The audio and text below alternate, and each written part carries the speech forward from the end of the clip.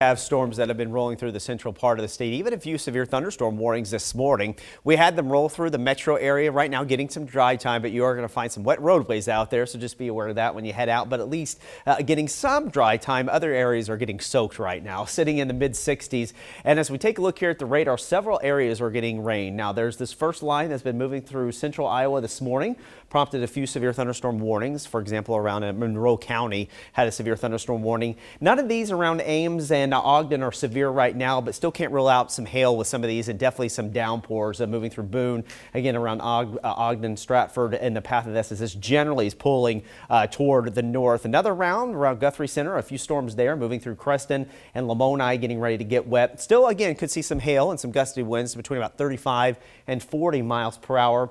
More of a light, steady rainfall behind that. And then as we get into parts of Nebraska, another line of storms prompting severe thunderstorm warnings for southern Nebraska. This is the one we're going to have to watch here in the next couple of hours. If it continues this easterly track, could affect our southern counties with some gusty winds. The reason why there are severe thunderstorm warnings are there is because we could see some large hail in addition to some winds up to about 60 miles per hour. So several rounds of storms this morning, and for that reason the National Weather Service extended the severe thunderstorm watch a little bit farther eastward, including parts of Iowa, central and southern Iowa. This will go until 10 o'clock this morning, and really it's because that secondary round of storms in Nebraska, as that pulls through this morning, we're going to be watching that closely.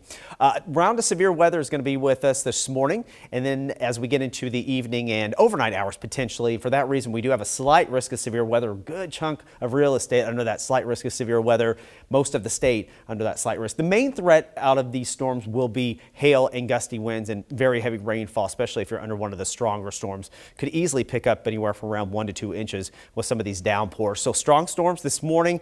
As we get into the late morning, early afternoon, we're going to watch that secondary round come through, and then I think we get a bit of a break between about noon and your evening rush before storms start to refire later on today and especially tonight, with some more strong storms possible. So it's just going to be really unsettled for us as we look here at your hour by hour. There comes that second band through 11 o'clock, so most likely going to be a wet lunch for us.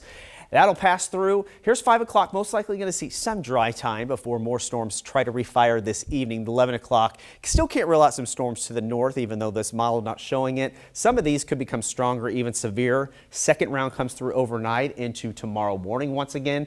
Now, tomorrow during the day, I think we will have some dry time off and on, so that's at least some good news if you have plans. But I think the clouds are going to win out most of the day before we see more storms refiring by tomorrow night into the overnight hour. So plenty of storms to be in the forecast, some heavier rainfall potentially through Sunday. And then we start to get a bit of a break coming in Monday and Tuesday. Tuesday, hot, humid, great pool day for you, though, if you want to be outdoors before those showers and storms return on Wednesday and Thursday.